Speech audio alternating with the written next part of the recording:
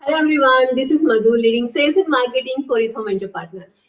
You may have witnessed multiple demo days hosted by EthAum.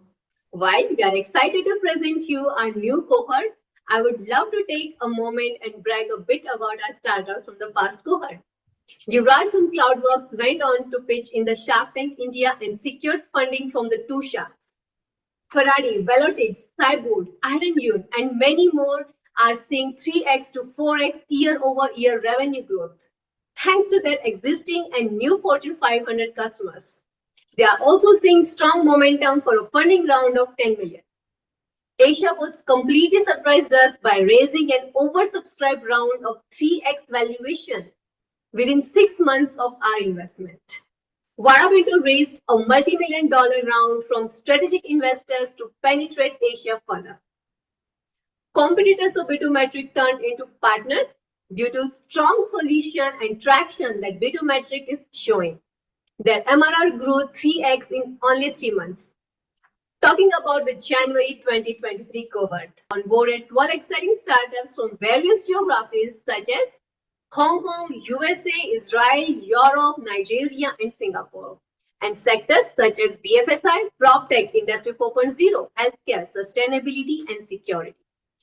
Startups are post-revenue and join hands with EthAum to grow the MRR through its ecosystem and GTM-focused efforts. Startups will present for 4 minutes each and take the question in the next 2 minutes. They can't boil the ocean in such a short time frame. If any of these startups pique your interest, then please let us know and we will schedule the deep dive. I want to thank you to the jury who is going to score the startups with respect to product market fit, team, differentiation, and investability. And a very special thanks to our venture partners, the senior executives from giants such as Cisco, GFK, Google, Microsoft, SMRT, ServiceNow, and others. Hope you enjoy today's event and connect with the startups to explore the synergies. Now, I'll request Pankaj to take the event forward. Thank you. Okay, so that's a quick introduction and overview from Madhu. Now, I would request our jury members to please do a brief 30 seconds intro each. May I start with Arun, please? Sure. Hi, guys. Pleasure to be here. Really look forward to listening to your pitches. My background very quickly, I'm a principal at Monks Hill Ventures, which is an early stage regional venture capital fund in Southeast Asia. We typically lead pre-Series A and Series A rounds. Thanks a lot, Ankur. Really appreciate that. Thanks a lot, Arun, not Ankur. Ankur, please go ahead with the introduction. Thanks, Pankaj. Great to be here and really looking forward to the next hour or so. My name is Ankur Pava. I'm a managing partner at Peer Capital. We're an early stage tech-first fund based in Bangalore. Look to invest behind companies building for India to the world, and world to India. I think really at the cusp of some very interesting stuff happening in India, but also in Southeast Asia. I'm really excited to hear more, from the pitches today. But again, thanks, Pankaj, for setting this up and inviting all of us. Thanks a lot, Ankur. Appreciate your time. Alexa? Hi, everyone. My name is Alexa, and I'm in the investments team in Tin Man Capital. We are based in Singapore. We focus on B2B enterprise tech in Southeast Asia. We have a very focused portfolio, so we are quite selective in our investments. Very thankful to be invited to do this jury duty with all of you. I'm really looking forward to hearing your pitches. Thanks a lot, Alexa. Really appreciate your time. Hisham? Thanks, Pankaj. Hi, everyone. My name is Hisham Mukhtar. I'm part of Plug and Play Tech Center. We're one of the world's largest early stage investors based out of Silicon Valley, but we have offices in about 50 different locations. I'm personally based out of our UAE office. For the most part, we're industry agnostic. So yeah, really looking forward to today's pitch, and thank you to the organizers for the opportunity to be part of the jury. Thanks a lot, Hisham. Daniel? Hi, everyone. Just a little bit about me. I'm the COO of Wealthy VC Club. We're based out of Silicon Valley. I think over the last 3 years, I've assessed over 1,000 companies, and I feel blessed to be in this industry because we have a front row seat to the possibilities of the future. So this is really exciting for us to be here and to be with this group. Thank you for inviting me, and I look forward to seeing this. Yep, thanks a lot, Daniel. Appreciate it. Fuang? Hi, everyone. Thanks for having me. So I'm from Wavemaker Partners. I co-lead the investment team there. So we've been in the VC business since 2012, so 10 years now in the making, over 4 funds. We've been focusing on B2B and deep tech since the start of our journey, having made over 180 investment into the space. Our check size from 500K all the way up to 2 million, and we typically lead their C to pre-A rounds. Looking forward to all your pitches. Awesome. Thanks a lot, Fuang. Walker? Hi, thanks for the invitation. I'm based in Taiwan, and I'm managing director at Mosaic Venture Lab. We work with the automotive industry, especially the German automotive industry. So we work with Audi, BMW, Volkswagen, Continental on innovation challenges. And we also work with startups on funding. In some cases, we invest ourselves. But everything we do is pretty much automotive related, and we have a second business unit that I'm not involved with, that is cell technology. Thank you. Look forward to the Thanks pitches. a lot, Walker. And I see that somebody's getting excited by hearing that, by hearing your introduction, and you will figure that out pretty quickly. Akash? Hey, hi Pankaj, hello everyone. So to talk about myself, I'm a techno entrepreneur with about 17 years experience across agri-tech, FMCG, IT, commerce, pharma and healthcare industry. I'm a mentor and advisor from multiple startups in agri-tech, B2C, B2B SaaS and fintech domain. I'm the co-founder at Pharmalogy, an agri-tech company, and I'm the principal partner at India Accelerator. Yeah, that's it. More about Fantastic. Thanks a lot. Did I miss anybody else? Ed. Yes, hello, this is Ed Frank, CEO of Axis Innovation based in Tel Aviv. We work similar to Volker on innovation for a number of large multinationals, Ford, Mercedes, as well as the energy field, Coca-Cola, Visa, and some others, and also invest in companies. And it's a pleasure to be here. Thanks for the invitation and for this amazing global audience. Sorry we can't all be there in person. Awesome, awesome. Thanks a lot. Andre. Yes, hi everyone.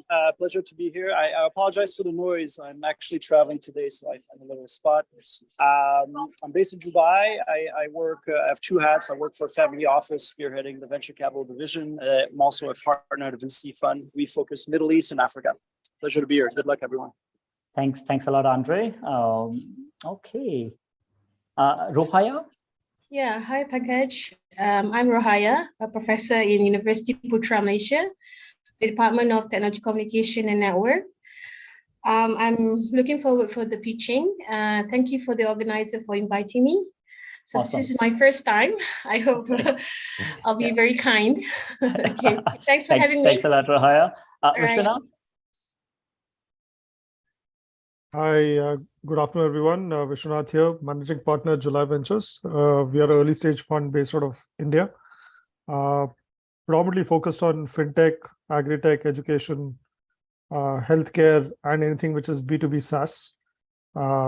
Typical check size between 150 to 500K. Awesome.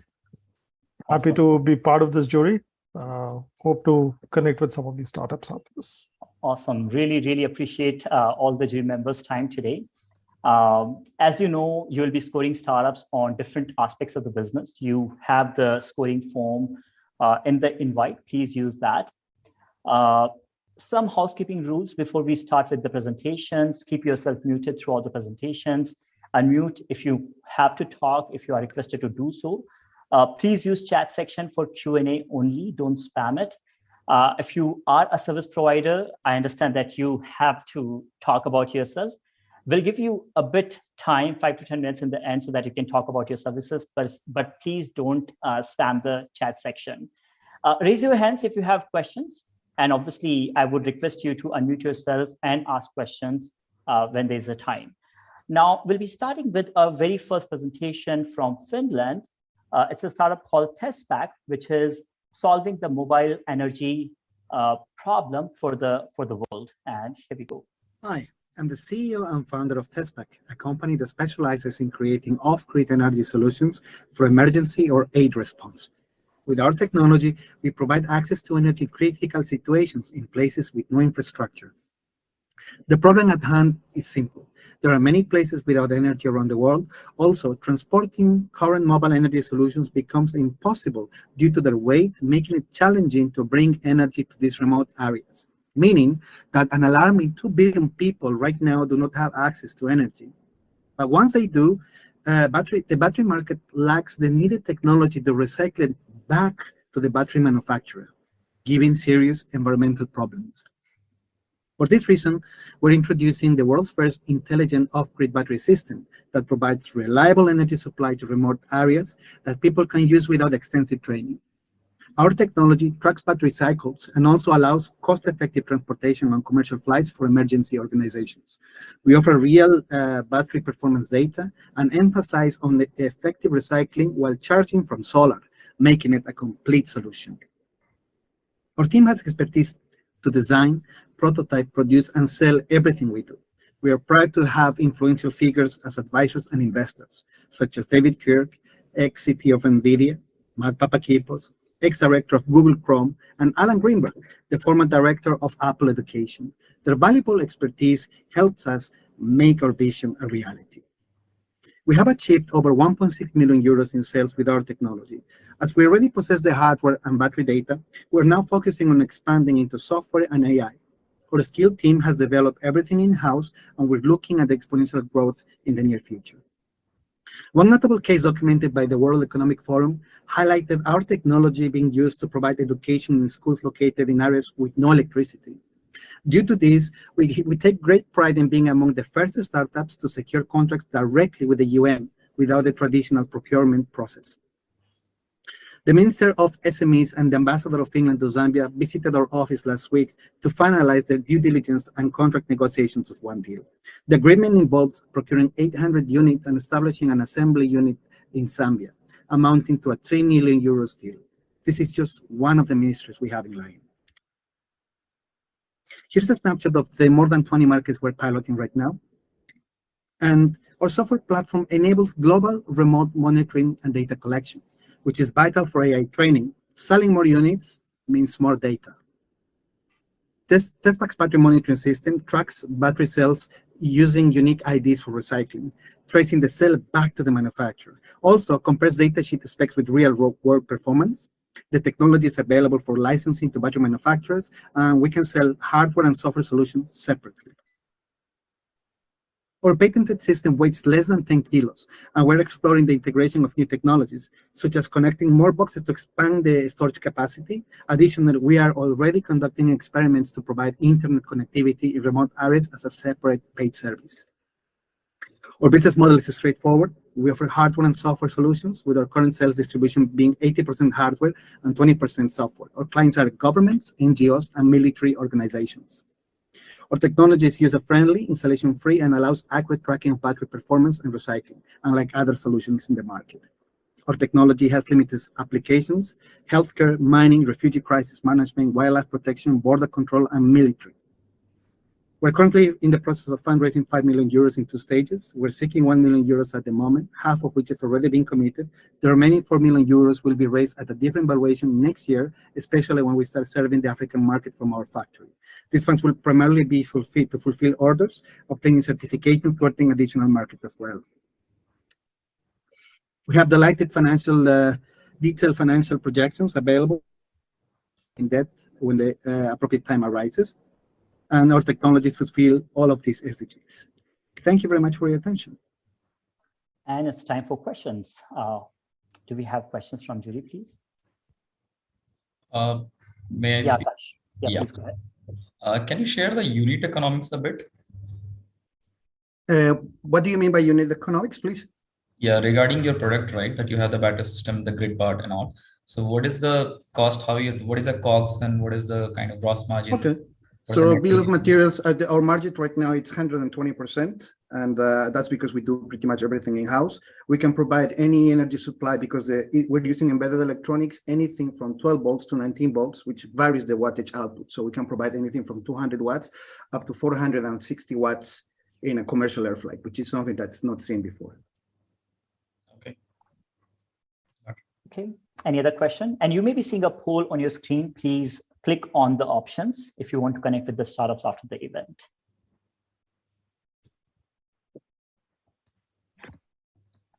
Okay, if there's no other question, then I would love to move on to the next presentation, which is Soapy. Soapy is a startup from US and Israel, which is disrupting the hand hygiene industry using computer vision and data science. And here we go. Hello, everyone. Since 2018, Soapy has generated over $1 million in revenue. We have several granted patents and clinically proved that our technology reduces hospital-associated infections by up to 70%. For every patient bed, more than 2 infections will happen annually, cost between 35 to 100,000 each. This is a 60 billion annual loss in the United States healthcare systems. This is on top of the thousands of people that will die from those infections. The infection prevention team continue to use old-fashioned approach of personal observations and reporting, manual analytics, adjusting existing processes, retroactively reacting to the challenges that already happened. This is not really solving a problem. This is just a bandage. By addressing hand hygiene, they really know if you do it properly, you can prevent more than 40% of infections happening in healthcare. They also know that it's a very big challenge. We know that for years, it's an invisible threat because we can't really observe every individual at every event, training them, giving them feedback, supporting proper hand hygiene. It's just impossible, not feasible. This is where Soapy Stack steps in. In its patent core technology, we provide a simple hand hygiene AI-powered algorithms that support the users, translate reality into data, helping with tutorials, helping with feedbacks, helping with trainings, and deep learning algorithms supporting change in behavior of those individuals. We control and support hand hygiene with insights for the medical staff, hospital leadership, and maintenance team, collecting more than 100 data points from every cycle. Soapy is the only tech that really know who, when, where, and how well people actually sanitizing their hands. When you know how well, that's where the change starts. This is a big, unique selling point for a healthcare market with 2.5 million potential installations in the United States, $28 billion market. Currently, we are addressing 600 facilities with 19,000 very strategic installations that will generate over 600 million in revenue over the next 5 years. We provide a variety of cases, and we proved all of them, that we can prevent hospital-associated infections by up to 70%. This is more than 6 million in savings for an average hospital in the United States. For a price of $175 a month, we keep ourselves from competitors while maintaining the speed of growth we need as a young company, giving our customers very straightforward ROI. We prevent less than 10 infections, you are break even. We're also improving productivity, and we're preventing you from potential penalties from CMS and the Joint Commission. We have steady growth, and we anticipate it to be break even next year, and with a positive EBITDA in 2025. Soapy is a treatment to a disease. It is needed everywhere and must to be used everywhere. Those are the words of Professor for Preventative Medicine from Italy. My name is Max. I'm coming from medical science background. Myself and the team of colleagues I have, we have a diverse backgrounds with M&As and launching products, even managing publicly traded companies. We know and believe all together with our advisory board that treating infections properly, preventing them, is what is important for healthcare and the entire globe. We can make healthcare more affordable by that. We can make medicine better. We already raised $1 million this round. We actually raised 900,000. We're almost closing it. We have a spot for a strategic investor. If you're one of them, please speak with me after this demo day. Thank you very much. Okay, and Max is available on the call to take your questions. Please, Judy, go ahead.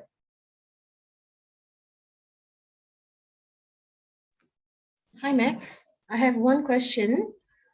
Is there any trigger or once your system managed to identify the washing, right, from the machine, you detect from a sensor, and then does it trigger whether it's complete or there is a virus, or is there on the hand palm, does it trigger anything, or does it just capture the data to the server or a cloud? So if I understand right, I hope I understand right the question. So the system can analyze everything related to how the individual is practicing hand hygiene. So from motion to gesture, speed, if hands are touching each other, friction, body temperature, and many, many more things. The system checks all of that in real time using a variety of sensors, computer vision, just one of them, to verify that this is practiced properly according to the standards of the specific use case. If it's surgery, if it's regular admission, etc. If everything done properly, that analytics will present the result immediately to the user and send it to the cloud for more investigation. Okay, I hope thank that you. answers the question. Yep, thank you. Thank you. And I think Daniel has a question. Daniel? Yes. So have you, I saw that you're going into the medical field, but have you thought about going to schools as well? This is a great question. So we were lucky during COVID to test a variety of markets. And beside healthcare, which is our 90% of the success stories that we have, we also have education schools. We have more than 40,000 kids using our technology in Taiwan and India specifically. We have Burger King, Sweet Frog, Subway among our clients. We have variety of office buildings that using our technology. So we have tested a lot. Healthcare is the biggest scalable opportunity we see right now. Okay, thank you. Okay, thanks a lot, Daniel, for the question. And if you have more questions, please use chat section. One thing that you'll have to understand is that this is 4:25 a.m. for Max in New Jersey now. So obviously, great kudos to him for taking the questions and doing the presentation. Next is Steamchain, which is a US-based startup solving cross-border payments problem statement, especially when it comes to exotic currencies. And here we go. Hello, I'm Dan Biggs, CEO and co-founder of Steamchain. We've solved the problem of high international currency conversion costs, uncontrolled currency fluctuation risk, and unnecessary labor costs for any company that's making or receiving international B2B payments. Now, our vision is to disrupt the SWIFT system by reimagining the method by which international FX payments are made using technology and digitization. Here's the problem, and it's a big one. Currency conversion costs are anywhere from 5 to 11%, according to the World Bank. Fluctuation risk can lower the bottom line, according to HSBC. Global experts estimate that 20% of the international supply chain costs are related to antiquated billing processes. Every day, there are thousands of companies making millions of payments, incurring billions of dollars of wasted fees. Every one of these companies could be a customer for Steamchain. It's a huge addressable market opportunity for the company in the trillions of dollars. We've created a simple-to-use platform where clients create their own payments, and our platform automatically executes those payments, settling in the currency of their choice. Our solution can reduce currency fluctuation costs up to 100%, currency conversion costs up to 80%, labor costs up to 20%, but most importantly, we can increase the bottom line. We charge anywhere from 1 to 2% per transaction, as opposed to the higher rates companies currently pay. And our fee is paid at the time of the transaction, making us a cash business. We have two payment methods on our platform. The first leverages our FX partners, Corpay, FacilitaPay, OFX, MoneyCorp, and Visa Direct. This gives us global reach. The second model leverages global digital asset exchanges. Transferring the payments takes less than 60 seconds, and settlement takes less than a couple of hours. We provide our clients with access to over 200 countries and more than 150 currencies. We're growing our business through direct sales and strategic channel partners. We have partnerships with governmental agencies and international trade organizations. We are in revenue and looking to scale the business. We have billion-dollar clients. OIA Global is using our platform to fund their overseas operating costs. We reduced their costs from 11 to 2%. SSI makes payments on behalf of clients like UPS, DHL, and FedEx. We're saving them 60 to 70% on every international transaction. Now, we can beat our competition because of our strong value proposition of saving time, money, and labor costs. Simply put, our solution costs less, is faster, smarter, and more efficient than the competition. Our team has extensive management experience in global supply chain and logistics, technology, and financial risk management. We're looking for customers, channel partners, and investors. We've raised $715,000 and are looking for an additional investment of $1.25 million, which will allow us to expand into South America and Africa and achieve our projected revenue goals of $850,000 over the next year. Thank you for considering Steamchain. Okay, questions for Dan? Ankur, yeah, please. Yeah, I would have one. Yeah, Volker. Oh, sure, yeah. How do you, thank you for the presentation. How do you handle the regulatory compliance and legal issues in different countries and jurisdictions? And then as you grow your business, how do you scale the platform and your technology to handle increasing demand and more transactions? Yeah, two quick questions, so hopefully two quick answers here. All of our strategic partners are the ones who have all the MSN licenses in the various locations around the world. As you know, it's very, very expensive, costing in some cases millions of dollars for these companies. And that's why we have multiple FX partners, because each of those FX partners only service certain geographies, even though they can make payments out to multiple countries, 100 countries, for example, they maybe only can onboard clients in 8 or 10 countries. The second thing on scaling the business, we're using channel partners and direct sales. And one of the challenges that we face right now is the ability to increase our human assets, especially in the sales and marketing area, to scale the business and increase the sales. And that's what we're looking for, the investment. And I think the third question that you had, there was 3 questions in there, was about our technology and how that's going to apply. We have 4 patents that are pending on our technology, and we're going to be using artificial intelligence to gather the non-proprietary data, which we will be monetizing in the near future. Okay, let's take a quick question from Ankur. Thanks, Pankaj, and great presentation. And just one, I think the question on governance already answered, so that was one thing I wanted to know.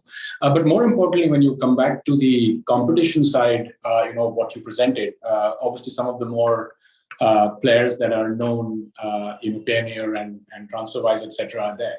But as you think about cross-border trade, there are many, sort of flows, like let's say US to India, India, China, etc., that are already getting built, where a large part of the inflow is multi-country work. So when you think about the competition, where do you see that expanding more from, the more traditional players that you listed? And I think the second part of that question really is that, from a competitive intensity perspective, as this increases, is cost going to be the only sort of differentiation here, or how do you make sure that there is higher adoption and higher retention for you and outside of just a first-time user? Yes. By the way, have 100% retention of our clients, and part of our channel partners are other payment providers that we are partnering with in various locations around the globe. As you well know, this entire sector is going through massive changes right now as regulations are becoming more and more complex. More and more countries are allowing certain sort of digitized assets and stable coins, et cetera, on the FX, or not on the FX, but on the technology side to move money. But there's also restrictions. So we monitor that, and that's why we see from the how we're going to stay ahead of the competition is by partnering with various different organizations like ours in various locations. What we've done is put a great infrastructure together on a global basis on using both digital assets and using traditional FX players. And then we target individual markets depending upon the local needs. Thanks a lot, Dan. I think there are more questions, but we should take them in the chat section. Next is Yahoo, which is working with some of the biggest real estate companies to solve the air quality monitoring issue. And here we go. I'm the co-founder and CEO of Yahoo. We believe that clean air is a fundamental human right, but more than 90% of the world's population does not have access to clean air. Science has shown that breathing in poor air not only makes you sick, it also reduces your productivity and increases the carbon emissions of the built environment. But how can you manage something that you cannot measure? And how can you measure that you cannot see? This is why we created Yahoo. Yahoo is an environmental data platform for the built environment to improve health, to decarbonize, and to enhance ESG performance. In essence, Yahoo lets you measure what you cannot see, so you know exactly how to manage it. Our patented devices are the most comprehensive in the market, measuring at least 13 parameters that include temperature, humidity, carbon dioxide, VOCs, formaldehyde, carbon monoxide, 4 sizes of particulate matter, air pressure, light, and noise. We can view real-time and historical data of all your rooms, offices, and buildings and manage them from one dashboard. You'll get alerts and tips on what you can do and create various smart automations and integrate Yahoo into your building system to automate heating, cooling, and ventilation and lighting control. Our clients rely on Yahoo to improve the health and well-being of their occupants, decarbonize their buildings through energy efficiency, and enhance their ESG performance. We also designed our solution as a platform, so you can benchmark your portfolio of properties to enhance your sustainability and ESG strategy. We currently serve more than 700 private and public enterprises across more than 20 countries. We provide our clients with clear value, allowing us to have $8 million in the pipeline for 2023 alone, with just a few of our existing clients and partners. We also help our clients earn the necessary credits to obtain sustainability certifications, such as LEED and WELL, and to enhance their overall ESG performance. We have a simple business model where we sell our patented devices together with a SaaS fee to access the Yahoo dashboard. Our clients are homeowners, asset owners, tenants, and corporate real estate. We also sell our solution to value-added resellers who in turn sell our solution to the same types of clients. We are addressing a growing $401 billion market that is driven by health, sustainability, and ESG. One of the beauties of our model is that we lock in customers on multi-year SaaS contracts, and we have a 95% renewal rate among our enterprise clients. We've been doubling our SaaS revenue annually, and our booked orders are growing exponentially because some of our clients would pay 3 years of the SaaS contract upfront. This allowed us to achieve being cash flow positive today. We will achieve profitability next year given the clients and pipeline that we have, examples of which would be the 5-year SaaS contract that we just secured across an entire city in California, where our solution will be deployed across all government buildings there. We've also signed a global partnership with Orange Telecom in France, and JLL just signed us to be with us as a channel partner to resell our solution to their customers. We have been able to achieve what we have today because of our team, who are passionate about health and sustainability and with backgrounds in consulting, engineering, sales, and marketing. Today, we're raising a $5 million equity round and $2 million in venture debt. Half of the total has already been committed. We're currently looking for a lead investor, and the commitments will follow the terms of the lead. The funds will mainly be used to produce inventory to fulfill our pipeline for 2023 and 2024, grow our engineering team to launch new products and develop new IP, and grow our sales team to acquire new customers. Clean air is a fundamental human right. I'd like to invite you to come join us in our mission to make clean, breathable air accessible to all. Thank you.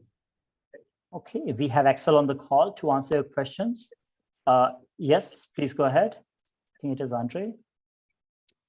Thanks, Dustin. Great pitch. Quick question. So you're mostly serving the American market. Where is your product being built? Hi, we actually serve the global market. We manufacture our sensors in Taiwan. We've got offices in, so we're a Singapore headquartered brand. So we've got offices in Singapore, Hong Kong, Philippines, the US, and the Netherlands. So it's not just the US market that we work with, so it's a global market. We've got clients in Switzerland, so Europe. We've got Axel, in Asia Pacific. I think the question is where the manufacturing is happening other than customer's location. Yes, so the manufacturer is based in Taiwan. Thank you. Volker, I think you had a question. No, actually, I just type it in the chat box. Okay, awesome. Are there more questions? Okay, I think. I have one. Please go ahead. Yeah, I have a question. How granular is the data? Is it provide the air quality in a room, in a street, in a building, traffic patterns, telling you where to drive, or exactly in your work location? So our sensor would typically cover 500 square feet to 800 square feet of open floor spaces, and it's designed for indoor. So it's an indoor air quality sensor.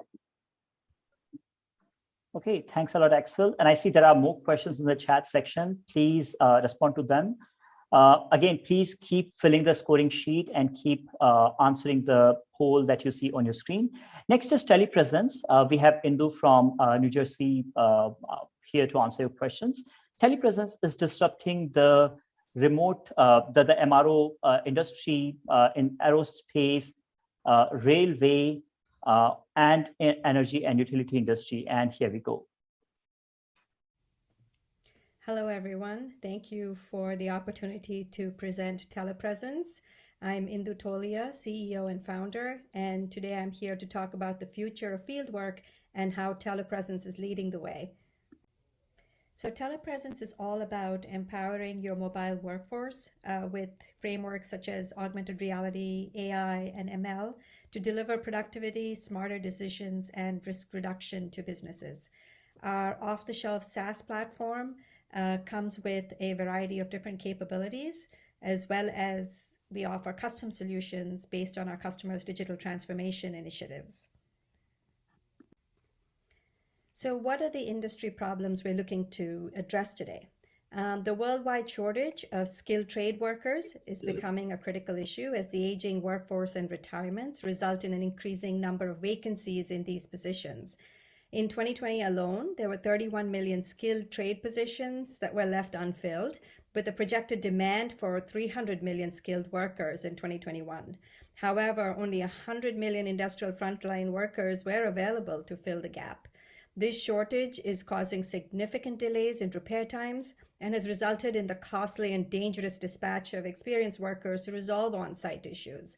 The cost of industry facility downtime is estimated to be about $50,000 per hour on average.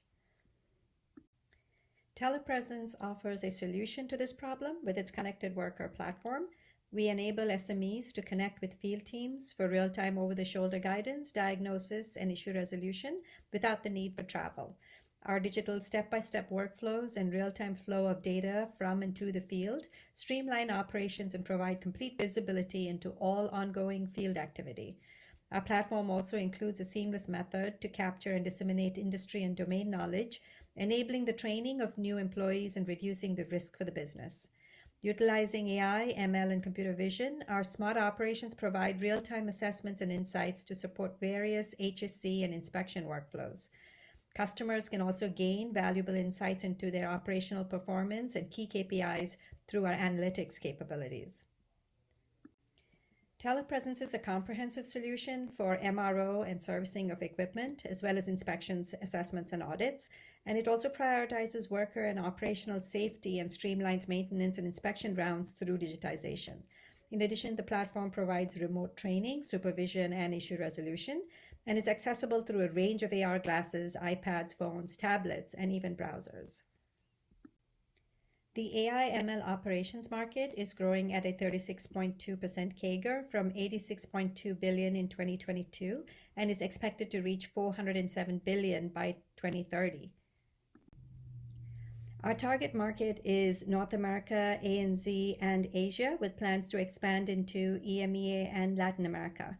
While telepresence in itself can be industry agnostic, our focus industries include MRO in transportation, which include aviation, rail, as well as maritime, energy and utilities, and mining. Telepresence was founded in mid-2018 with a team of 2 and has now grown to 17 members. Our development center is based in India, and we have channels set up across various regions for local support. We have been recognized by Lufthansa Technik as one of the top 12 MRO solutions, nominated for Engineering and Technology Excellence Awards 2022 by Transpower New Zealand, won the IIoT Award from Ingram Micro, and are also trusted by customers like Honeywell, FMG, HECO, the Government of Singapore, Tata Power, and FIFA 2023. Thank you all for being a part of this presentation. Join us on this exciting journey as we revolutionize operations, inspections, maintenance, and training for field teams worldwide. Okay, questions from jury? Yes, Fuang, please go ahead. Thanks for the pitch. Can you share with us your ideal customer profile, the revenue size or manpower size, and also your sales cycle so far? Sure. So our ideal customer profile is our, customers that have operations where their teams are dispersed. So in the sense that in the aviation sector, we have customers that are based in Asia, but they're constantly having to interact with either manufacturers or OEMs that are based, in North America or Europe. So these are people that need to collaborate, communicate, share confidential information, but they need that, just-in-time support. So typical, team sizes vary. We have deployments with customers that have 200, 300 people. At the same time, we also have, aviation customers that have very, very specific, subject matter domain expertise in different regions, but they need to have their teams get that support when they need it. So team sizes vary. And your last question was about the size of a typical engagement. Is that what it is? More so the sales cycle, I guess also the average contract value. Sure. I mean, I have to go too deep, but just curious.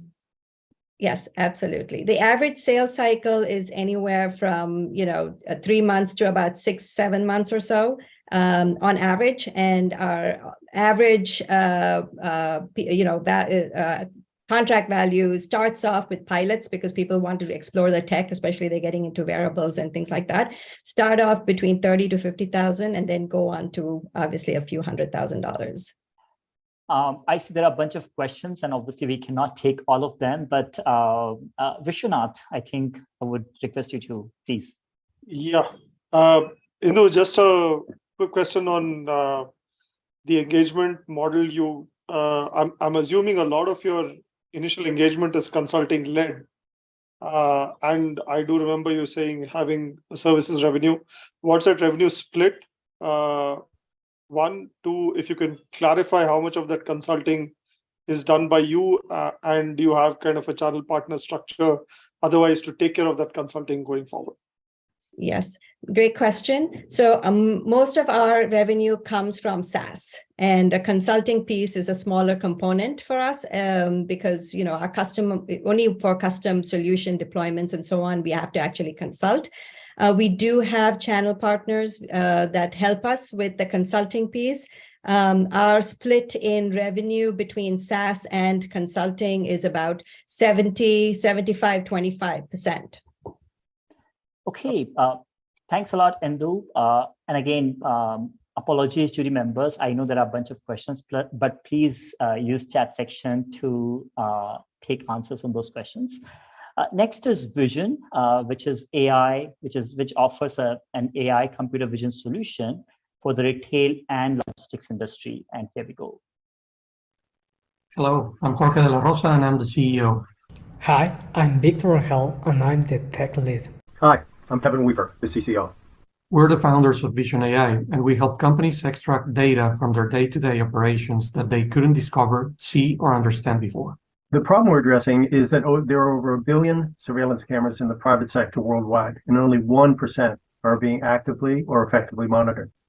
Moreover, companies globally use inefficient and inaccurate human methods for monitoring and gathering critical relevant data needed for change, safety, and the profitability of their business. Vision AI is a B2B software product that integrates proprietary technology and AI to existing monitoring systems, analyze and measure key operations and human behavior.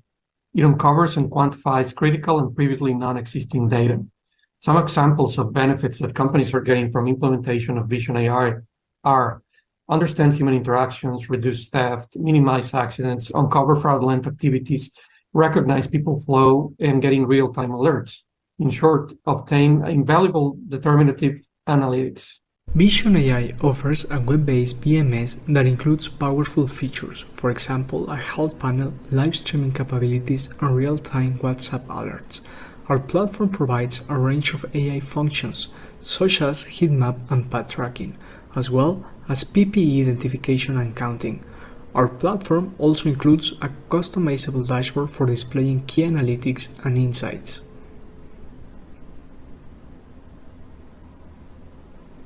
In addition, offers a sophisticated real-time quarantine management system for warehouses, an LPR system for tracking and monitoring vehicle verification compliance. This feature is particularly useful for organizations such as the Jalisco Environment Secretary. According to Market & Market, as well as Polaris, AI in computer vision market is projected to reach $46 billion by 2028, with a conservative annual growth rate of 21.5%. Based on these numbers, our goal for 2028 is to have $90 million in revenue. So how do we get those numbers? Today, our licensed edge product is for enterprise.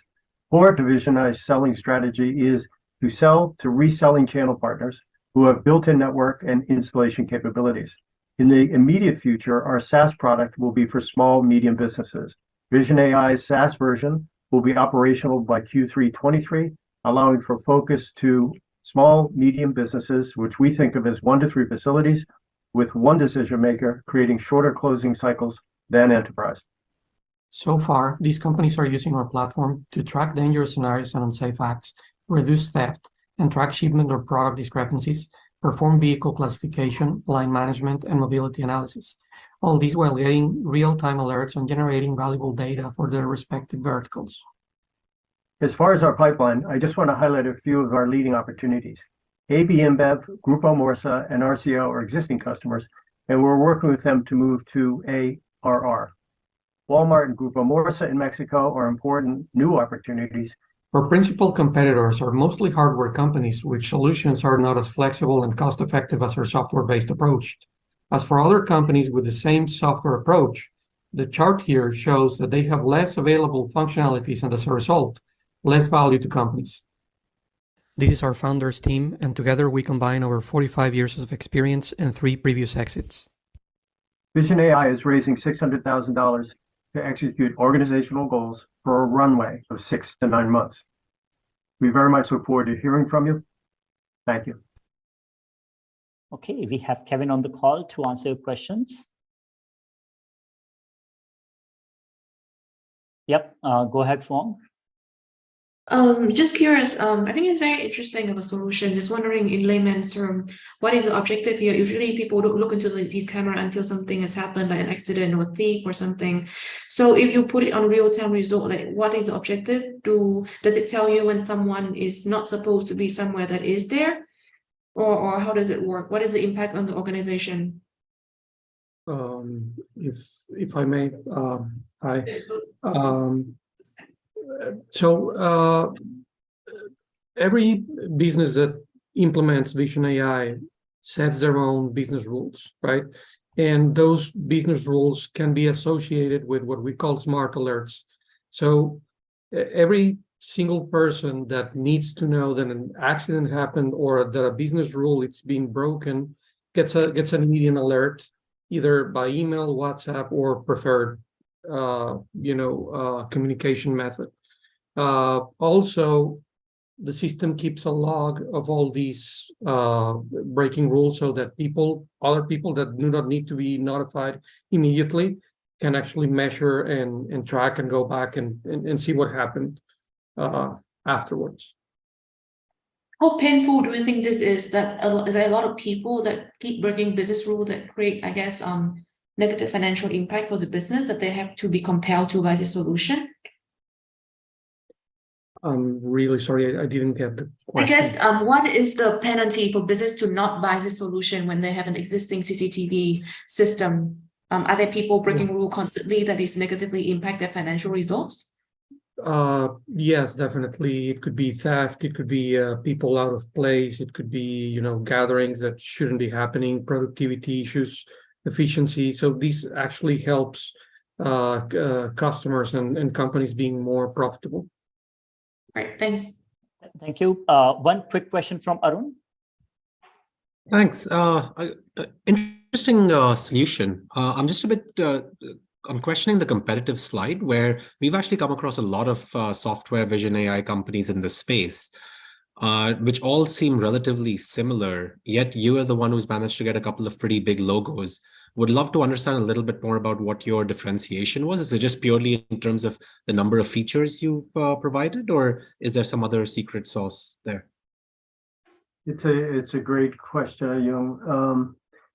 There are a couple of things, one of which is you say it is a competitive marketplace, but generally speaking, as we cited in the video, there are 1 billion IP CCTV cameras out there. So there's a ton of virgin snow and lots of growth and scalability for us as we move the product forward.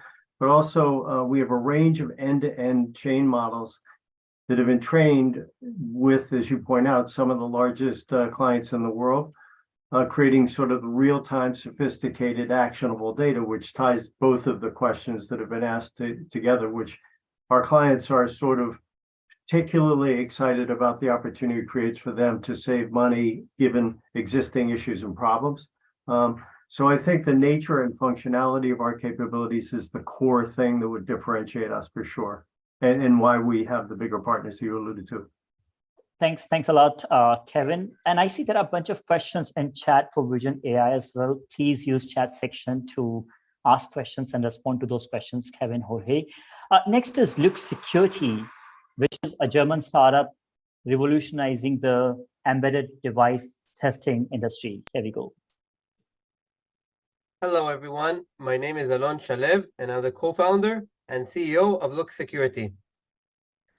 For those who are not aware, until July 2022, there was no true cybersecurity regulations for our vehicles. But all that changed once the UNEC released its newest regulation called ISO 21434 that basically dictates that each one of the electronic control units that will be integrated into our car must go through security testing. In order to achieve that new cybersecurity regulation, there are many challenges. First of all, there's a lack of qualified manpower. Second of all, it's a manual procedure that cannot be scaled. Additional to that, on each bug that the security tester has been reported, it costs a lot of money to fix it. But the biggest headache, that now it's regulated. It means that the manufacturers has to perform security testing for each one of these ECUs. Our solution is very simple. We created a free engine that imitates the work of the security tester. We created a fuzz engine, we created a vulnerability scanner, and we created a penetration testing engine. And all these engines sit in our cloud or in a containerized solution, and our agent that will be installed on the tester's computer will be conducting all the security testing straight from the cloud. Now, the embedded device cybersecurity market is growing, and it's growing just because of us human beings.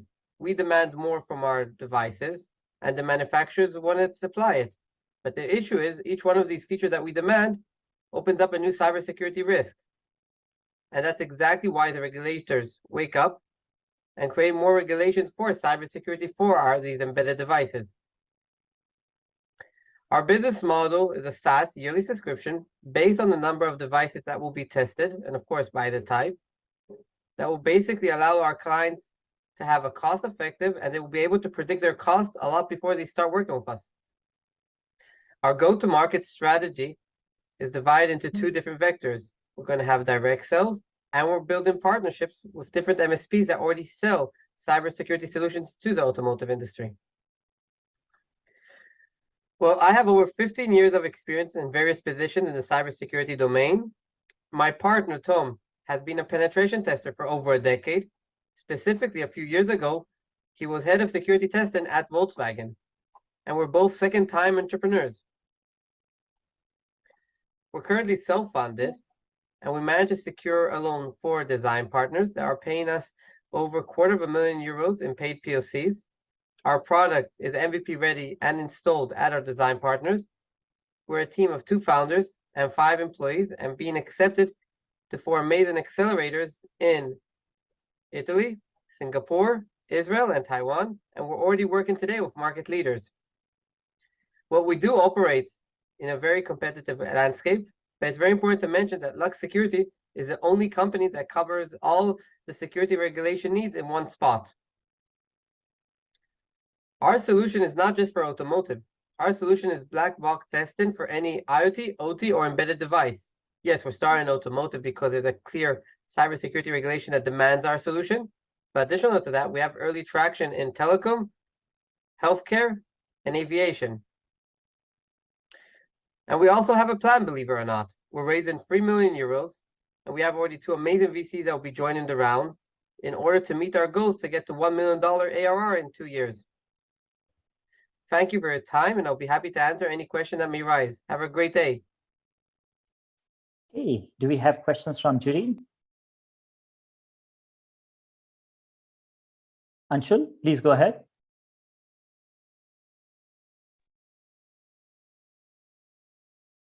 Hi, Alan. I hope you can see me. Yep, yes, I can see. Can you tell me a bit about your 12 to 15 month roadmap, and is the US a part of that expansion plan? And what's your kind of other plans? I mean, in terms of the markets that you want to explore. Thank you. So, thank you for the question. First of all, we plan to finish our product in the next few months and start expanding from Europe to the US. We already have a few paying companies in the US, including Audi, Siemens, and Entity as a partner. And we have early traction in different companies in the US and North America as well, like Canada. But yeah, that's our plan in general. Thanks a lot, Lon. Next question. Okay, if you have more questions, please feel free to use chat section. Next is Mediconsen, which is a Hong Kong-based startup, insurtech startup, which is removing or resolving the frauds and inefficient claim management processes in insurance industry. And here we go. Hi, I'm William, CEO of Mediconsen. Mediconsen is an insurtech company founded in 2018. We automate insurance claims using Hyperledger blockchain. We are serving over 600,000 customers through 14 partner insurers. Our business operates in Hong Kong, mainland China, and the UAE. I am a qualified actuary, and our team comprises insurance executives and tech experts. We also hold a patent in the blockchain insurance application. Here are the claim issues facing every insurer. First, the customer experience is poor. It really requires medical and insurance expertise to file a claim, and often there is no certainty in the claim amount before the treatment.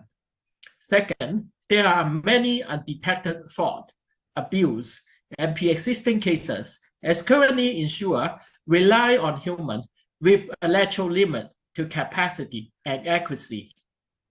Third, the paper process is still used with lots of errors and data lag due to data silo. Finally, medical network utilization is low, as medical providers are unwilling to work on a complicated and slow processes. This is how our solution solves all of these. We provide a perfect customer experience by eliminating the wait time and the data collection. We apply AI so insurers have better claim decisions with consistent results. We automate the data flow and processes in our blockchain backbone, so paper is no longer needed. We maximize labor saving by Uberizing the cashless claim processes. Our solutions are made viable with the following. First, we Uberify the cashless claim process. Each provider can onboard our platform by downloading our provider app, and they can serve the insured after approval. We have end-to-end connectivity via API with hospitals and clinics management system, so the process can be digitalized without reconciliation. We utilize AI to assist human decision and fed risk cases. We digitalize claim journey with chatbot integration, and we automate processes in insurance utilize state-of-the-art OCR and no-code engines. We have already signed up 14 insurers, including global brands such as FWD, AIA, and Generali, and our clients are in Hong Kong, mainland China, and the UAE. We are experienced to work under stringent requirements and across different markets. Here are the awards that we have won. Most importantly, we won the Gold Award in Hong Kong ICT Award 2021, which is the top award in the banking and insurance industry in Hong Kong. We are in Forbes 100 to watch, and we got regulatory support on our programs. Our strategic investor, Mobigator, is the global leader in hospital management system. For all insurers, we would like to work out a POC with you on a reimbursement claim. We would use our system to adjudicate your past claim, and you can compare our results with the actual. You will be pleasantly surprised how the technology can be used to provide almost instant feedback to customer, and how many claims it could save you compared to the status quo. This is my contact, and I am happy to answer any questions. Thank you. Okay, questions for William from Mediconsen? Yeah, go ahead, Ankur, please. Thanks, William. I guess as you think about this business from an international point of view, one of the things that we've seen with insurers in general is the entire data privacy side, because there is a lot of information across different providers that does rest with it. Traditionally, I think the way that's been addressed has really been more with on-prem solutions versus cloud solution. As you think about the adoption of this more internationally, where do you see this landing from a GTM point of view, and do you see this as a challenge in being able to build trust with international providers? Okay, actually we work with quite a number of international insurers like AIA, and also those players who are owned by the banking group. I think they are now going more relaxed on using cloud, but of course the protection of data is very important.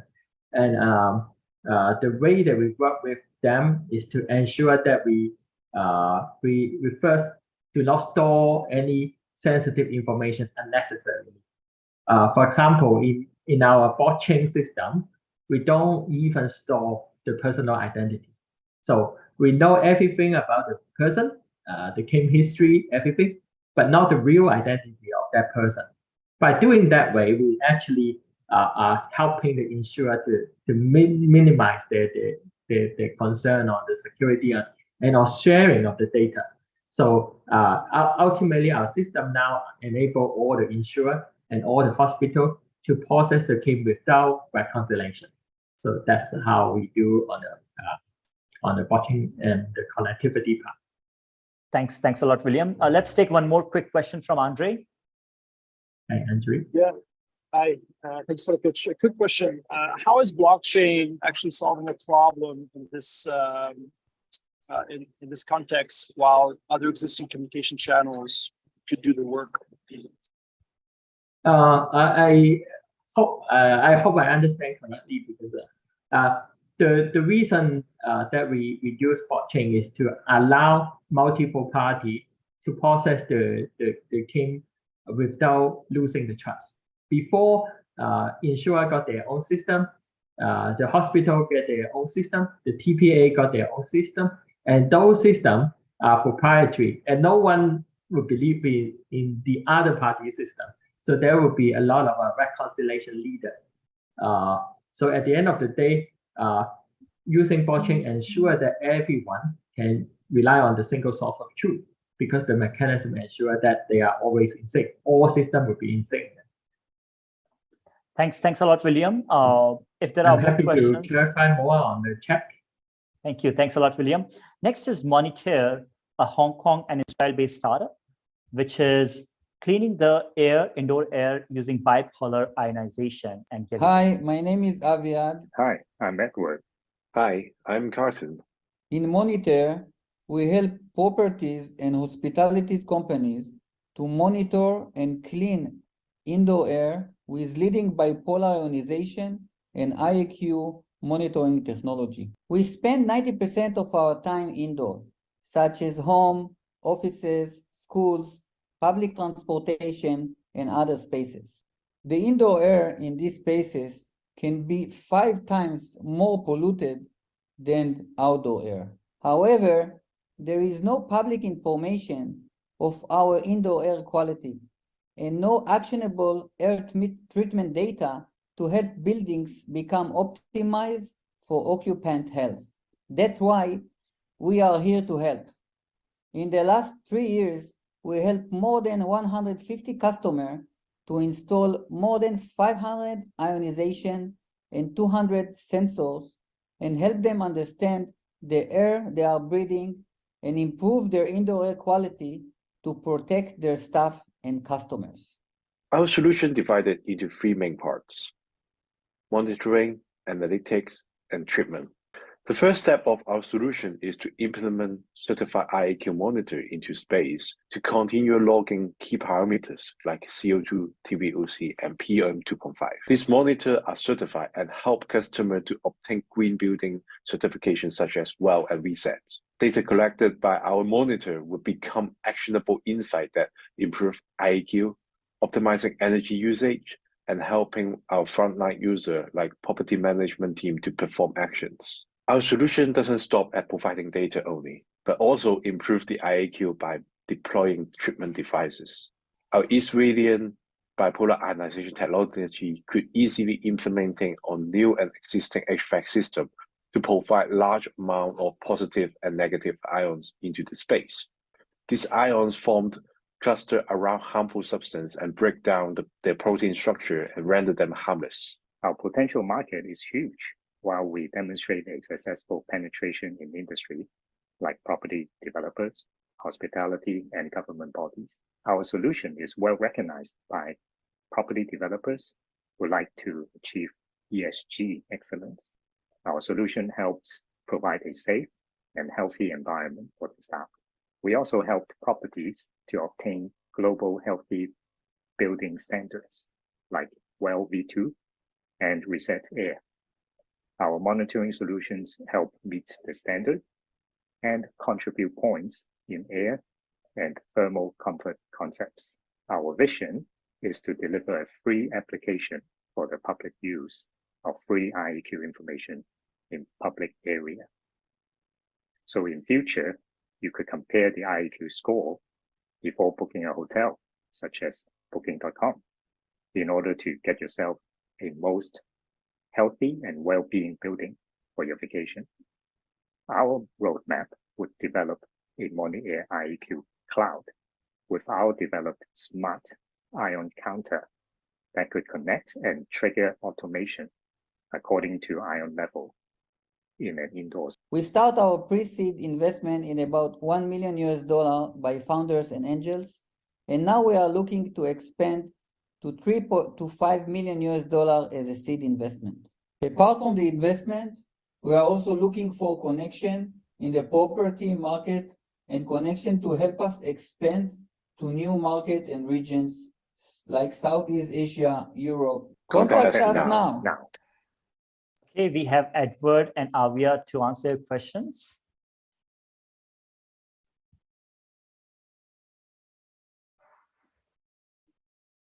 Any question for monitor team? Okay, if you think about questions later, please use chat section. Next is Petrovest, which I like to call Klarna and Policy Bazaar of Africa. And here we go. Good afternoon. My name is Ostina Bolusoro. I am the co-founder and CEO Petrovest Technology Limited. Africa is a continent of about 1.2 billion people, out of which 700 million are adults. Less than 2% of the adult population have access to credit, and less than 1% actually buy any form of insurance. There are over 40 million SMEs in Africa, and most of them cannot have access to credit for business scale. Petrovest was set up to address these problems. We have built a platform that provides marketplace where lenders and borrowers could transact with clear transparency. At the same time, people could search for best insurance products and compare rates from a host of partners. We are positioning to be the policy bazaar of Africa. We have already launched the products and have about 250,000 individuals and 10,000 businesses onboarded. Our business model is built on 4 options. 1, commission of 20% from revenue made by lenders on our platform. 2, we earn 100% on revenue made from direct lending when we intervene on the platform. 3, we earn 1.5% on loan originations through API consumed by our lenders. 4, we earn 5% as commission on insurance premium that are paid on our platform. The combined total addressable market for consumer lending and insurance in Africa is $230 billion. And we are targeting a serviceable, obtainable market of $2.3 billion in 5 years. Our key competitors on lending products are Fins and Kiakia, while our competitors on insurance are Padicover and Curacell. The key differentiating factors for us is our combined offering of one-stop marketplace for insurance and lending services. We have also a scoring algorithm that takes data inputs from alternative non-bank sources, while our competitors basically are targeting banking data. We have licenses that allow us to partner with a range of businesses beyond what our competitors could do. We have got some tractions from 2021 to 2022. We already disbursed about $2.3 million and earned revenue of $300,000. We are projecting to scale up sign-ups to 500,000 in 2023 and target revenue of $1 million.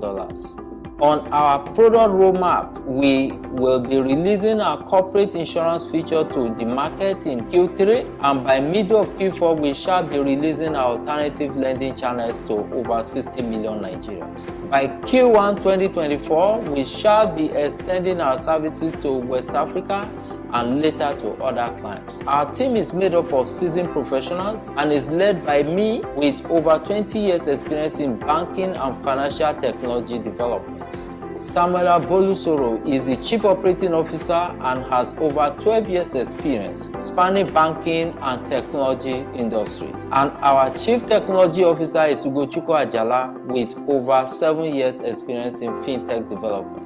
Our ask, we are seeking for a $2 million investment in our company for 20% equity, and this will be focused on product development, talent acquisition, and marketing. I'll be glad to take your questions. Thank you. Awesome. We have Samuel to answer your questions. Yeah, Arun, please go ahead. Hi, we've seen similar, I know you mentioned Policy Bazaar of Africa, but we've seen similar business models in Southeast Asia. And it seemed like as they scale up, the unit economics really doesn't work out. The cost of customer acquisition just starts shooting through the roof. Wondering, is there something different in Africa that you see, and what exactly is that?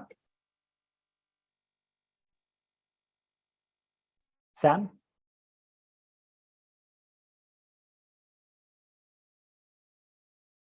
Sam, are you still there?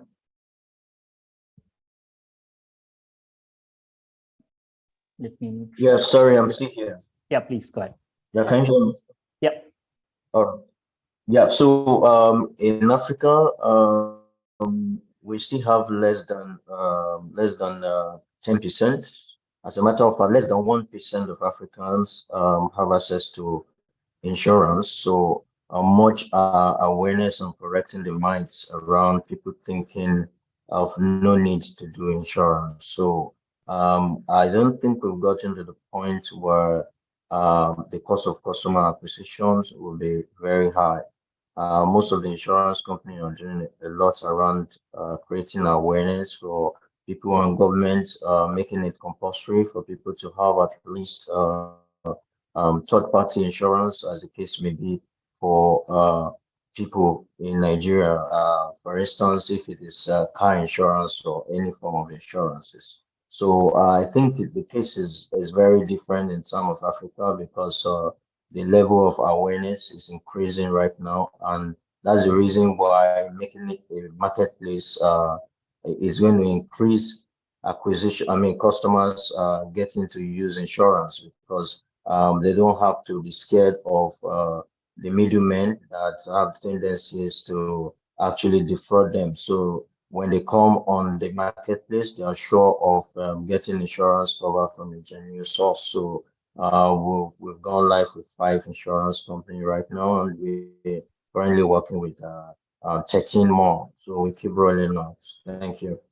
Okay, there's one more question from Daniel. Please go ahead, Daniel. Yeah. Hi, Samuel. Thank you for presenting. That was really good. I have 2 fast questions. One is about the default rate that you're seeing, and 2 would be about subsequent customers or a repeat business, if you will. Okay, thank you very much. That's a very good question. So around default rate, because of the kind of algorithm we have implemented, if we're going to think, if you look at the traction from where we started from, the default rate is considerably very low right now because when you consider the climb where we operate, the kind of default rate that you expect, most of the default rates are going to come from the nano because we operate in different tiers. Now, as the tier increases, the level of requirement increases. So in the nano level, we've been able to remove those that are most likely not to pay back by using some technologies around integrating to BVN, that's bank verification number, where customer will be asked to use a selfie to remove identity theft. Those kind of people don't even want to pay. And also, we've been able to do review around credit score, checking the credit bureau to remove people that have indebtedness, that have consistently defaulted. And we also have things around bank statement review integrated with my bank statement to check average daily balance. So if I look at the default rate right now with the kind of technology, both data sources and alternates to bank, both bank data and alternate to bank data, I think the default rate is considerably very low right now. And we continue to refine our algorithms as we go forward. Thank you. Sam, let's quickly answer on the customer retention or repeat. Quick. Okay, for the customer retention, we have round the clock good customer service from backend that keeps supporting customers. And because we are easily accessible, and as long as you continue to pay, you can always come back and take. So we have repeat customers. We have customers that have taken up to 10 times since 2020 that we started.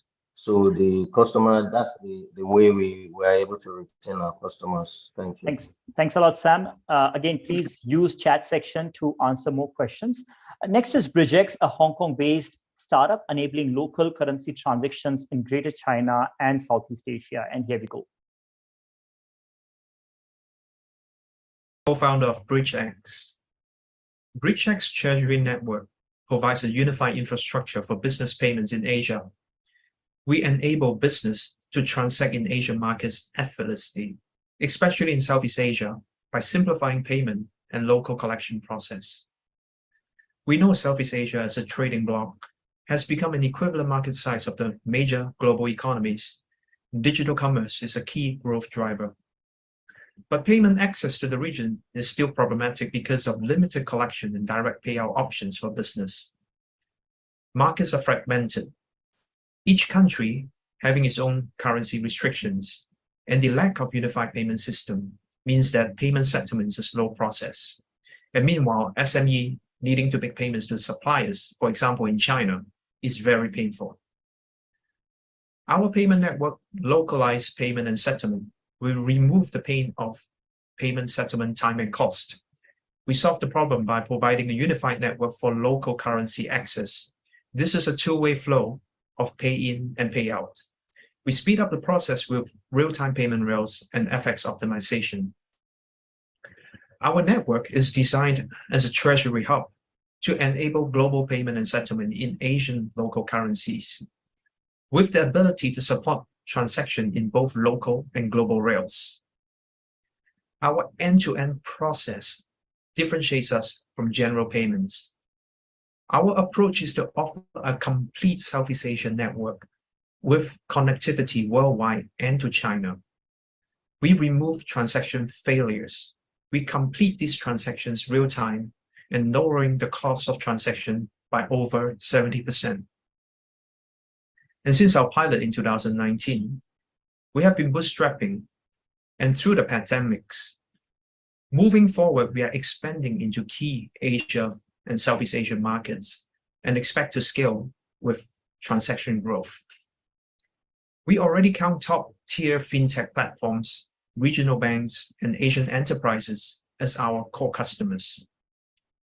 Our growth plan is to set up our license infrastructure with a hub and spoke model to access local market. We embed our treasury solution through our channel partners to address business pain points with solutions and features unique and adaptable to each of the Southeast Asian markets. We expect scalable growth with profitability within 18 months through our localization in the key markets. Bridgex founding team comes with deep business, finance, and tech experience. We are strong in our local business reach with our advisory team who are in-market experts, advising us and providing us insights on local requirements and connectivities between countries and regions. We believe in supporting local business by reducing payment friction and create opportunities to generate income for regional market access. We are looking at our first fundraise to support our growth in the Asian markets. This is Bridgex, the Treasury Network for Asia. Thank you. Okay, questions for Bridgex?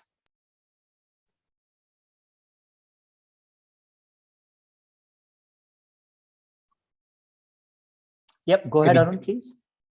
Very quickly, would love to understand what's been holding back the business from scaling up a lot more in the past couple of years. So good question for us, because we started our business just before COVID, with founders funding. What happened was that, when we are basically running the business, we are still up to this stage, still bootstrapping. We wanted basically to prove our initial success by using our own funding with our network that we've built up in Hong Kong and Singapore. But at the same time, right, as you know, in the license regime that we're talking about, the overhead is high in the combination of compliance and compliance operations, and also build up our own technology, which relates to the management and optimization of the local currencies, which means that basically at this stage, we have been bootstrapping, and our sales and marketing has been thin in terms of our investment. Now, the latest is that, this year, we obtained our basically license approval in Malaysia, and we're confident within the year to be able to get that in Indonesia and the Philippines. And that is actually where we start to see that, hey, we have to start, we have a decent base to begin with. But with the necessary sales, with the necessary network build up with both underlying banks as well as the infrastructure, we have the opportunity to basically scale up our revenue and our transaction volume. Thanks a lot, Donald. You may be seeing poll on your screen. Please click on one of the options. Okay, if there are more questions about Bridgex, please use chat section. Next is PropCap, which is a marketplace for real estate lenders and borrowers, especially when you are dealing with the cross-border properties. And I'm just trying to find the pitch over here. Okay, here we go. Good afternoon, everyone. My name is Neil Chang, and I'm here to share PropCap technology solution for cross-border mortgages. If you ever study a word abroad, you may have faced challenges such as renting a flat, buying a car in installment, or secure a loan for overseas property investment. This is because you lose your credit history when you go overseas. Non-residents investing in billion-dollar worth of properties in the UK and Japan and face similar challenges. Limited number of lenders. PropCap is a platform to provide overseas property loan solution to lenders and borrowers. We integrate various fintech technologies such as eKYC, AML, evaluations, and proprietary AI-based credit risk algorithm. This integration allows us to create a loan product that accepts 2 countries of property as collateral and targeting multiple countries of borrowers and allow cross-currency loans. In addition, PropCap integrates energy saving factors into our risk calculation models. We encourage funders to support properties built with high energy saving structures.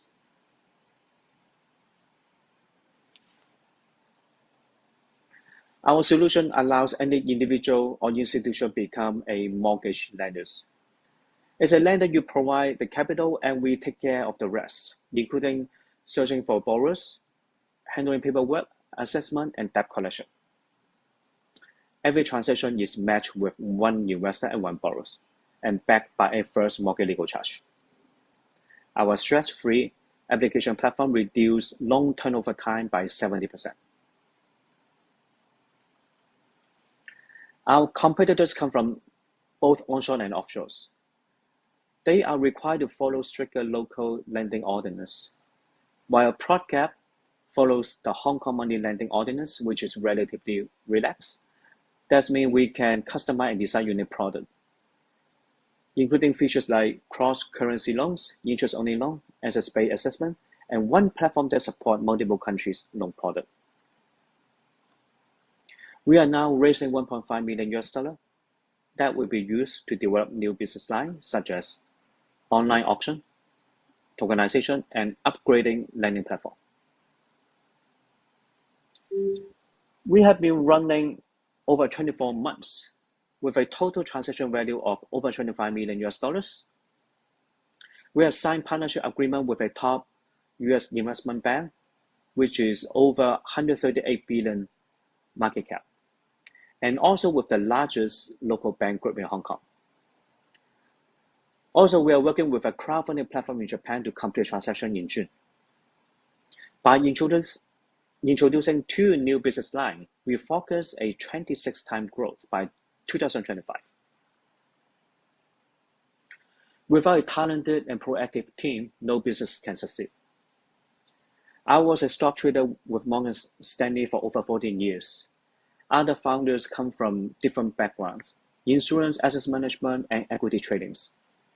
My colleague Sally has a strong background from a top Hong Kong developers. Our goal is to grow PropCap as a one-stop overseas property trading and financing platform in Asia. Thank you for your attention, and I look forward to answering any question you may have. Okay, questions for Neil?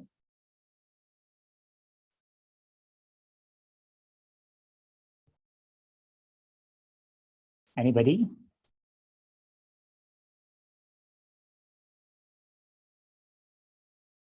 Okay, if there are no questions, Neo is smiling. He's still waiting for a question. Okay, so yeah, these were all the presentations for today. Now I would request our jury members to provide a bit of feedback on the startups, or probably talk about one or two startups that stood out for them. So may I start with Ankur, please? Sure, Pankaj. I think again, great session, and congratulations to all the startups who are building in the various domains. I think I would say simplistically the two lenses that I've applied, and those are the 2 or 3 names that I will talk about. Not to say the others are not great, but my immediate sense basis size of the market, and the size of the problem that exists. And whether the product is a vitamin or a painkiller sort of solution. I think the cross-border payments is a huge challenge. It's a large market, and I think the entire aspect of cost and convenience associated with that is just getting disrupted. And as we now integrate more digital rails globally, I think there's going to be a significant change there. So I think both Steamchain and Bridgex, I think, are very, very exciting businesses, and really would be keen to see how those sort of pan out.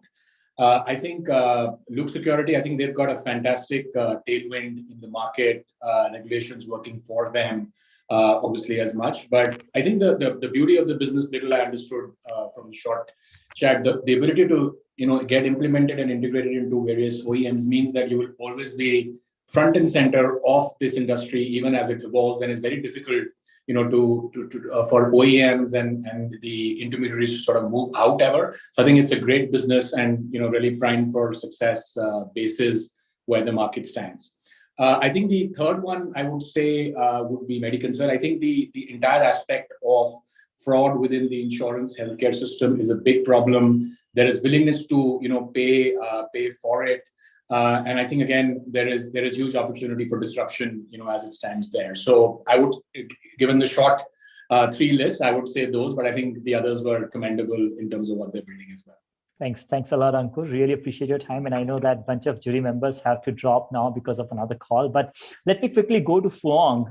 Phuong, your view on one or two startups that stood out for you.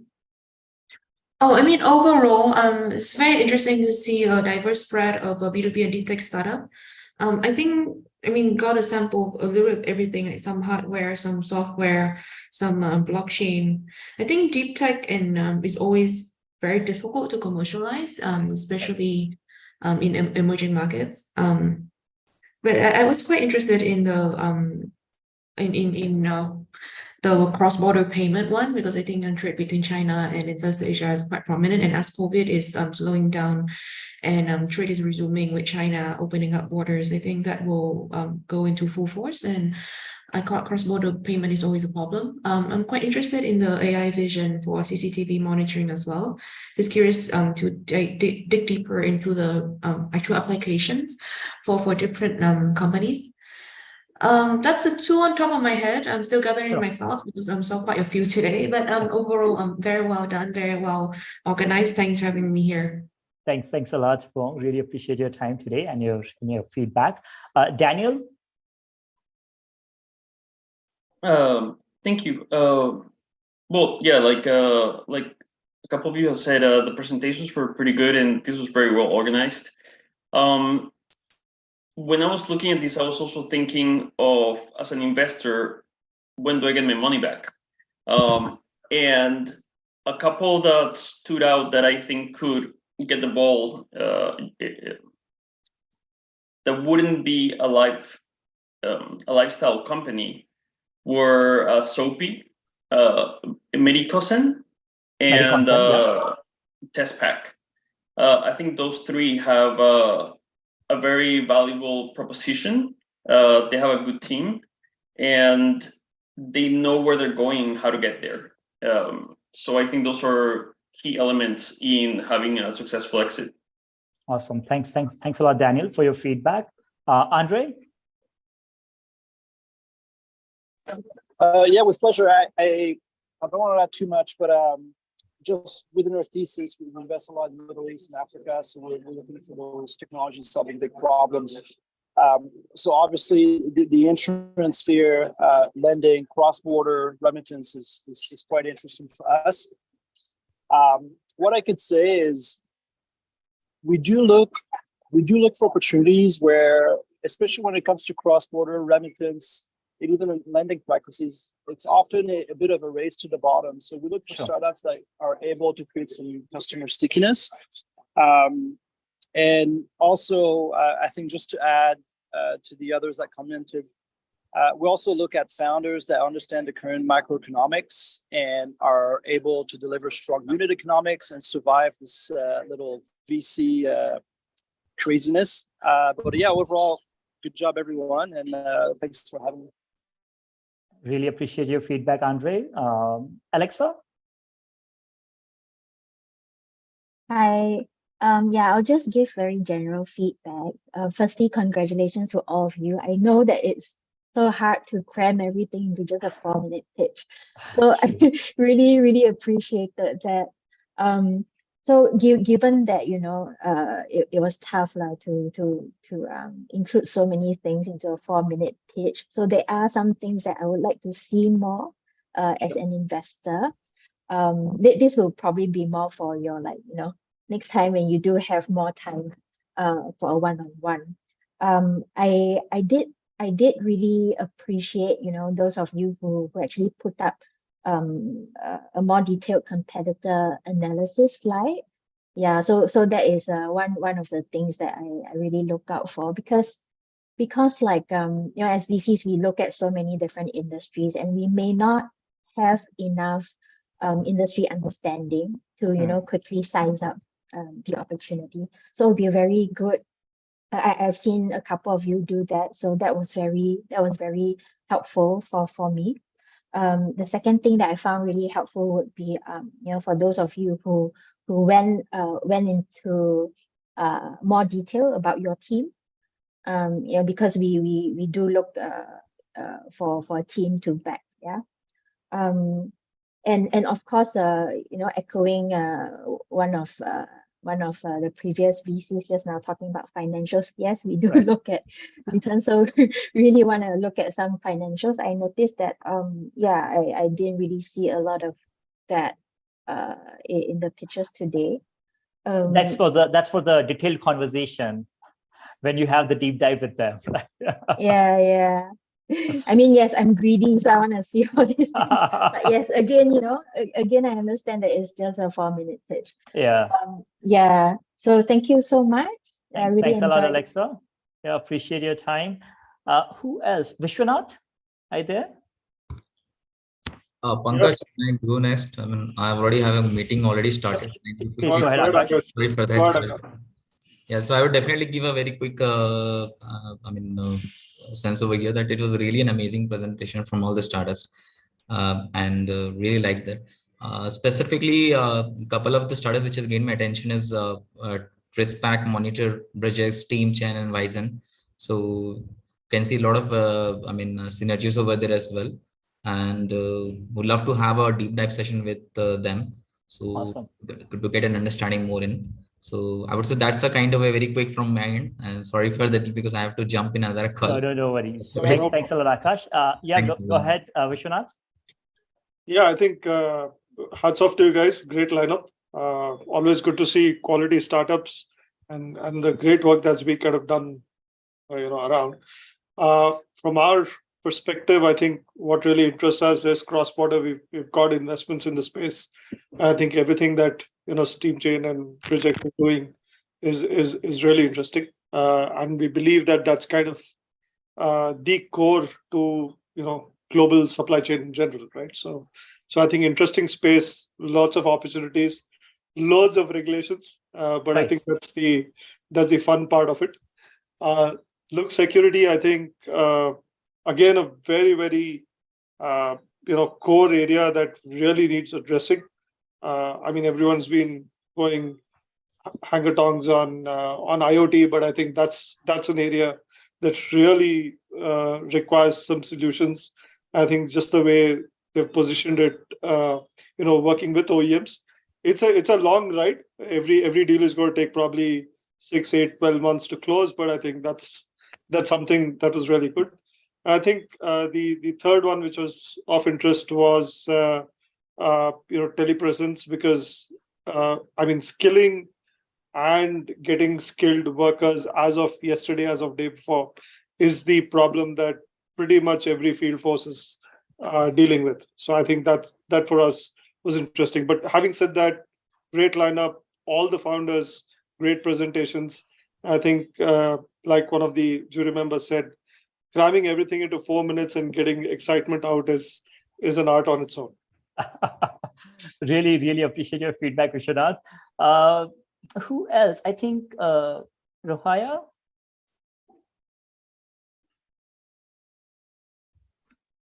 Yes, yeah, yes, please. I'm here. I won't be ranking anyone because everyone had tried their best for the 4 or 3 minutes pitching. But because from my background, I'm from the computer science faculty. Of course, AI, blockchain, IoT will be, and mobile will be my interest. And I think those are the product that could, burst the markets. The ones that are related to like finance or insurance, it depends on the policy of the country. So maybe they will have some barrier, or like healthcare. Maybe they have certain policies in especially in Malaysia. We have like our ministry have certain policies that you cannot just go to the hospitals, right? So I think those things are challenged to the startups where they have to understand the local policies if they want to penetrate in the market. Right, that's it for me. Yep. Good luck for everyone. Yeah, thanks a lot, Rohaya. Thanks to all the jury members. Thanks to the audience. Thanks to the startups for joining us in today's demo day. Again, as you guys have already recognized, it's very difficult to put everything in that 4 minutes. You have to put about the team, about the value proposition, about the competitive landscape, about the traction, about the financials. It's just extremely difficult. But startups were able to do a very good job on that. So thanks to them, and kudos to them for that. Again, really appreciate everybody's time today. You spent last 100 minutes with us, which is highly appreciated. And I hope that we reconnect again to make sure that we are able to find synergies, we are able to help each other. And if you could in any way support these startups in their growth journey through investments, through mentoring, through joint go-to-market, or through mentoring, I think that would be highly, highly, highly appreciated. So again, thanks everybody. Really appreciate your time, and let's reconnect soon. Take care, stay safe. Bye. Bye.